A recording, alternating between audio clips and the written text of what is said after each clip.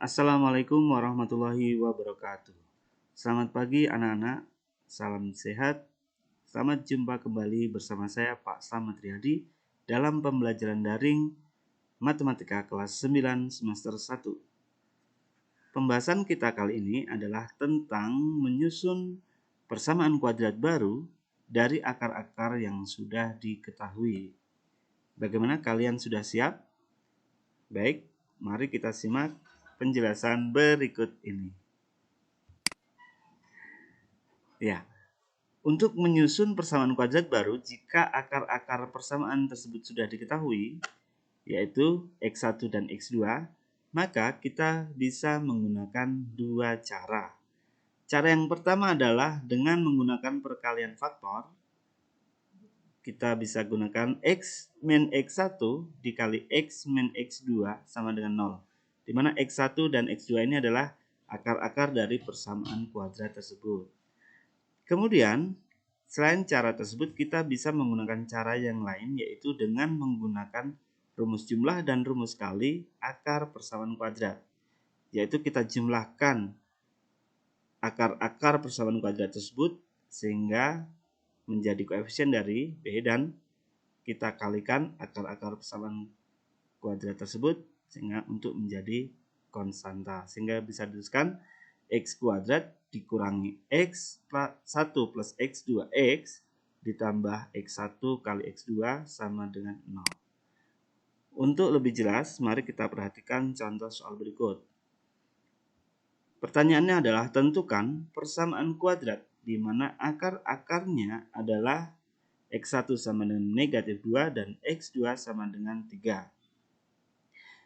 Jika kita menggunakan cara yang pertama, yaitu perkalian faktor, maka kita bisa menuliskan terlebih dahulu X dikurangi X1 dikali X dikurangi X2 sama dengan 0. Kemudian X1-nya kita ganti dengan negatif 2, sehingga diperoleh X dikurangi negatif 2, dan X2-nya kita ganti dengan angka 3. X dikurangi 3 sama dengan 0. Yang perlu kita ingat, dikurangi negatif itu sama dengan tambah ya. Berarti X ditambah 2 dikali X dikurangi 3 sama dengan 0. Nah, setelah sampai di sini kita harus mengingat kembali konsep perkalian suku 2 bentuk aljabar. Suku 2 dikali suku 2 artinya setiap unsur atau setiap suku pada bentuk aljabar tersebut kita kalikan satu per satu. Sehingga kita kalikan X diperoleh X kuadrat, X dikali negatif 3 diperoleh negatif 3X, 2 dikali X diperoleh 2X, 2 dikali negatif 3 diperoleh negatif 6. Karena ada suku yang sejenis, maka kita bisa sederhanakan penulisan sehingga diperoleh X kuadrat negatif 1X dikurangi 6 sama dengan 0. Ini adalah negatif 1 ya, diperoleh dari negatif 3 tambah 2. Diperoleh negatif 1. Angka 1 pada koefisien itu biasanya tidak perlu dituliskan. Sehingga cukup kita tuliskan X kuadrat dikurangi X dikurangi 6 sama dengan 0. Kita akan lihat bagaimana jika soal ini kita kerjakan dengan cara yang kedua. Ya. Kita data dulu X1-nya negatif 2, X2-nya adalah 3. Maka pertama-tama kita hitung terlebih dahulu berapa nilai X1 ditambah X2, yaitu negatif 2 ditambah 3 sama dengan 1, dan berapa X1 kali X2-nya, negatif 2 dikali 3 sama dengan negatif 6. Sehingga persamaan kuadrat dapat kita peroleh dari X kuadrat dikurangi X1 plus X2, X ditambah X1 kali X2 sama dengan 0. Diperoleh X kuadrat dikurangi X1 X2-nya adalah 6, maksud saya X1 ditambah X2-nya adalah 1, berarti 1X, dan X1 kali X2-nya negatif 6. Jadi diperoleh X kuadrat negatif 1X negatif 6 sama dengan 0. Ingat, angka 1 tidak perlu ditulis. Jadi persamaan kuadratnya x kuadrat dikurangi x dikurangi 6 sama dengan 0. Kalau kita lihat dengan cara yang satu dan dengan cara yang kedua, hasil akhirnya adalah sama. Ini menunjukkan kedua cara ini boleh dipakai semuanya. Tergantung mana yang lebih kamu pahami, lebih mudah untuk dilakukan. Baik, satu contoh terakhir untuk soal yang akar-akarnya adalah pecahan.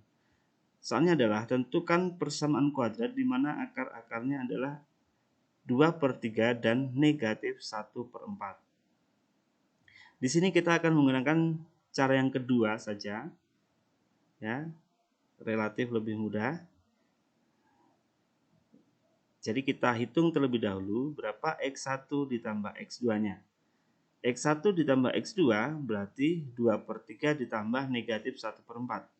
Penjumlahan bentuk pecahan dapat kita sederhanakan dengan cara menyamakan penyebutnya terlebih dahulu.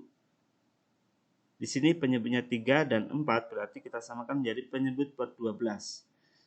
Cara mudah dan cepatnya adalah kita tinggal kalikan saja. 3 dikali 4, 12. Kemudian untuk suku yang atas ini, pembilangnya kita peroleh dari perkalian secara menyilang antara 2 dengan 4, 8, dan di sini adalah 3 dikali 1, 3.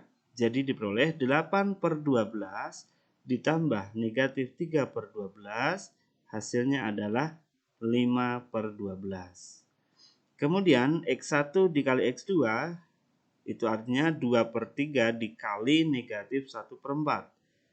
Untuk perkalian kita tidak perlu menyamakan penyebut, kita tinggal langsung mengalihkan pembilang kali pembilang, penyebut kali penyebut. Diperoleh negatif 2/12. Nah, setelah X1 ditambah X2 dan X1 dikali X2 sudah ketemu, maka kita bisa masukkan ke dalam persamaan kuadrat yang dimaksud, yaitu X kuadrat dikurangi X1 ditambah X2X ditambah X1 dikali X2 sama dengan 0.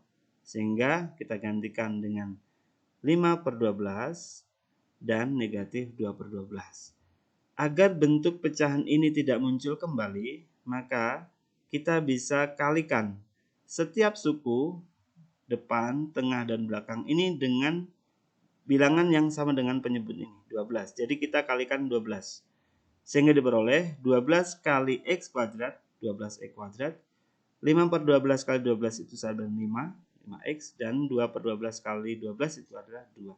Jadi diperoleh hasil akhir adalah 12X kuadrat dikurangi 5X dikurangi 2 sama dengan 0. Nah, jadi sudah tidak muncul pecahan. Demikian anak-anak pembahasan kita untuk materi ini. Semoga bisa dipahami, dan jika ada pertanyaan kalian bisa tuliskan dalam komentar. Sampai jumpa di lain kesempatan dan selamat siang, selamat belajar. Wassalamualaikum warahmatullahi wabarakatuh.